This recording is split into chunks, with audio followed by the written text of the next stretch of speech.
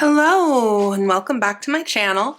My name is Maida and you're watching Maida Pours. Thank you so much for joining me today. If it's your first time here, you are very welcome. And if you're a returning viewer, well, thank you so much for coming back, friend. It's so good to see you again.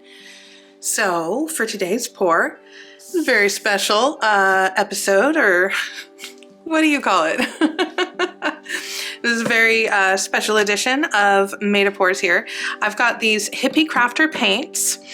This is a 20 color paint set that Hippie Crafter sent to me to test out and show you on my channel. So I'm very excited to be doing that today. This is sold on their website, hippiecrafter.com, which I'll put the link in my website. I do have the colors I mixed up right here, but as you can see, they have a lot of colors in here. They have scarlet, they have this beautiful mid-yellow color that I actually really like, and also this yellow ochre. This Viridian is a really, like, it's green, but it's kind of got a teal tint to it. It's really pretty looking. There are no metallics in this set, Mars Black, which I would say is a little bit of a downside. This is Emerald Green, which is this beautiful shade of green, I think, as well, right there.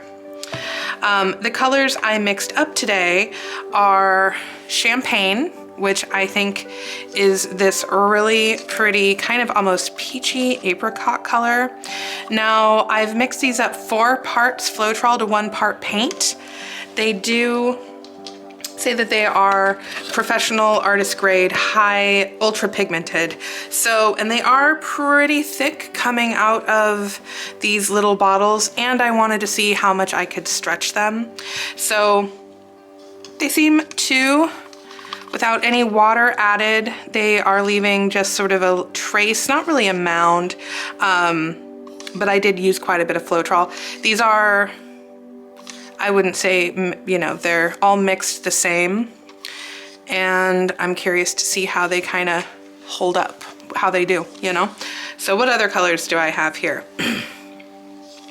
I've got this really pretty, it's called Cold Gray, and it's definitely gray, but it's got this really pretty, almost blue, definitely blue undertone. It almost reminds me of like a robin's egg color, but gray, so. And then this color here is called Rose, and I just thought it was this really pretty. It's like this purpley pink color there. Really like that. And then last but not least, we're using this Violet. Now Violet reminds me very much of Dioxazine Purple by Liquitex Basics. So, and then I'm gonna also, just because there are no metallics in this set, I am gonna use a little bit of this Iridescent Gold Fine that I have pre-mixed up by Golden Fluid Acrylic. So I think I'm gonna be doing a traveling straight pour today. I've never actually really, I mean, I've done a few of them here and there, but never on my channel.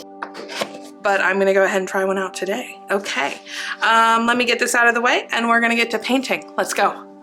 Okay, so I've got my cup right here and I am gonna go ahead and layer these in.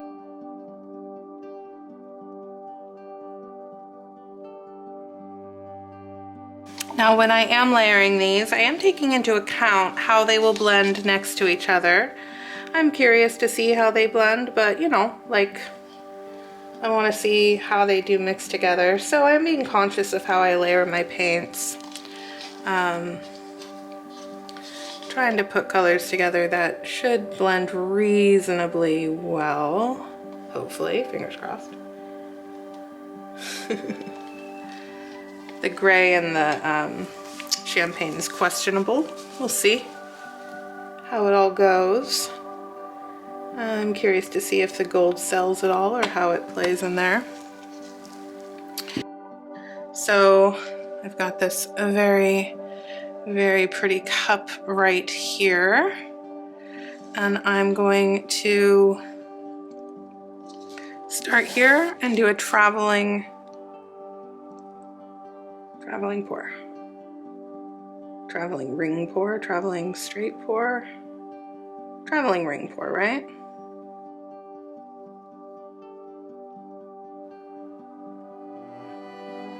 They're cool looking lines. So I'm being so quiet, I'm concentrating so hard.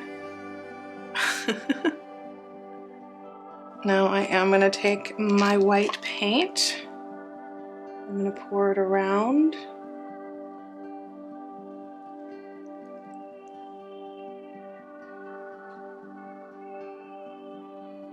So get it in the corners. It's pretty. I almost want to wreck it a little bit. I'm gonna torch it. Now I didn't add any silicone. I didn't even add any water, so it's kind of interesting to see what is gonna happen. There's only the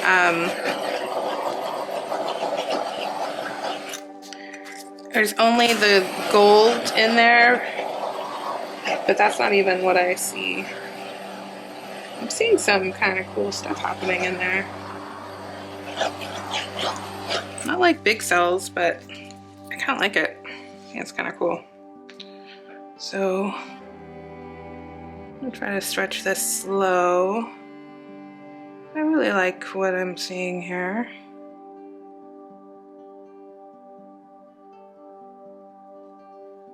And we're gonna walk it off that edge and then pull it back.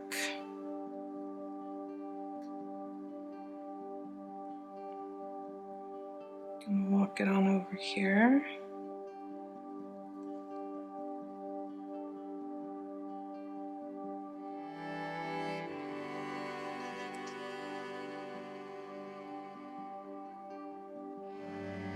And pull it back.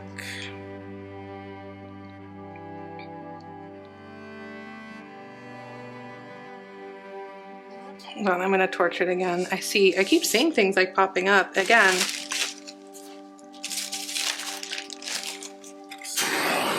Not really what I expected. But again, I've never used these paints, so what do I know? What do I know?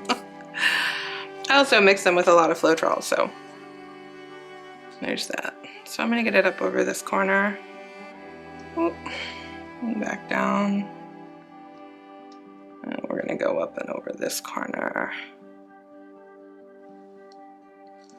And back down. And I'm gonna turn it just for ease of tilting.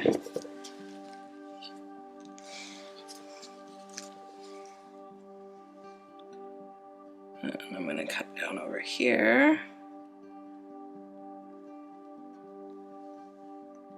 Oh, bring it back. Kind of reminds me of like a piece of juicy fruit gum. Or fruit stripe gum. Sorry, not juicy fruit. Fruit stripe gum. The one with the zebra. The zebra gum.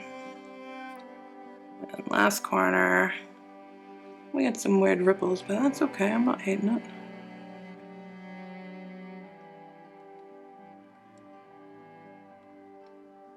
And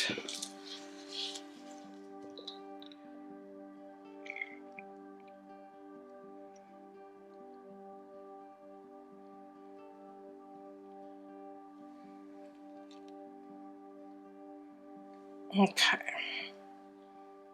It's actually really cool looking. It's really fun looking. I would say this paint sells up easily. Like it definitely, unlike, like I've definitely worked with some paints, like folk art really doesn't like to sell up. Liquitex does sell up. You know, I would say this is more along the liquid, well, not that folk art is like fine level acrylic paint, but I would say this sells up a little bit. Like I'd be curious to see, for those that use silicone, I bet it would work pretty well with that. Okay, so if you scorch your paint, you gotta be careful to really keep your torch moving, or you'll burn it, and that's not what you're going for. But it definitely causes cool little mini reactions in there, I'm not gonna lie. Very interesting.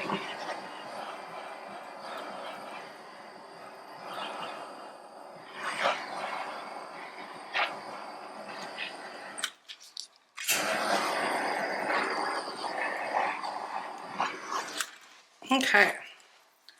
What a cool piece. It's actually really fun. Again, I don't often do any, I don't know, whatever you want to call it. I guess you call it a traveling ring pour, and this is, you know, how it turned out. But really just curious when I torched that paint to really see how it like just did a lot of stuff. So yeah, it's always interesting to see how new paint reacts. And as someone who's always sort of chasing reactions and loves seeing the different ways that paint kind of like does cool little stuff inside of itself, I wasn't really expecting to see all of that, or I guess I didn't really know what to expect, but that is what I saw. Okay, so I am gonna bring you in for a close-up. If you are interested in trying these paints out, which I think they are a lot of fun, and a really cool product from a really cool company that you can check out the link in the description. And remember, this is actually really important to note, they send this card with their paints, which basically says, you know, thank you and we hope you love it. But if it does not live up to your expectations, they will give you a full refund for your paints. So if you're interested in trying them out, then want to do it risk-free, they, you know, this is something they send you when they send you your paints. So good to know that. And yeah, I'm gonna go ahead and bring you in for a close-up. And I would love to hear what you think about this piece in the comments. Thank you so much for watching. Okay, so here we go. I really do, this reminds me of Fruit Stripe gum, and I like Fruit Stripe gum, so I'm enjoying this piece. I think it's a lot of fun. I love those pops of that rose color, so pretty in there. Now remember, I did go in and like really scorch this paint just because I was curious to see like how it was going to react, and it really does a lot of, that's where all of these little mini cells, and almost in parts it almost looks like lacing in there. It's so much going on, it's kind of hard to focus. Now that was completely, you know, my choice to do. You do not need to torch this paint like that, and you would have a lot less of that effect going on. So while I enjoy that and I think it looks cool, I know a lot of people don't, but just don't scorch your paint, and it wouldn't have done that, you know. Applying heat or heat gun or a torch, you know, is a big part of getting the paint to cell up and getting getting it to kind of react with itself, and as you can see, but it did not burn. At no point did this paint burn, even with all of this torching I did. So anyway, it's pretty cool, and I like how it all blends together. I think it's really pretty. And that purple is really vibrant, and that pink is really vibrant.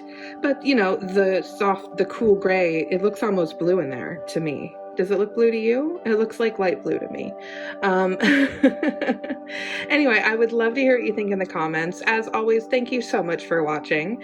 If you're interested in trying out this paint, the link is in the description.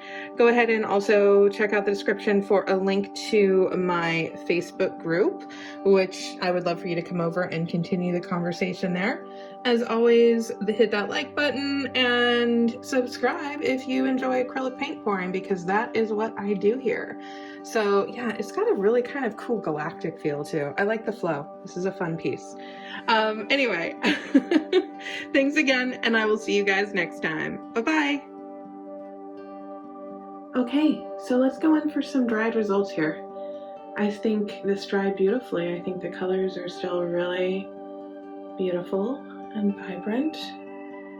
Now this is not finished or varnished, but it is dry. It's actually a couple weeks dry. I'm actually editing this video and realized, oh, I never took pictures of the dried results, so let's get that really quick. So I really think it dried beautifully. I still need to finish it, varnish it, but I love how it turned out. Thanks so much for watching, and I'll see you guys next time. Bye-bye!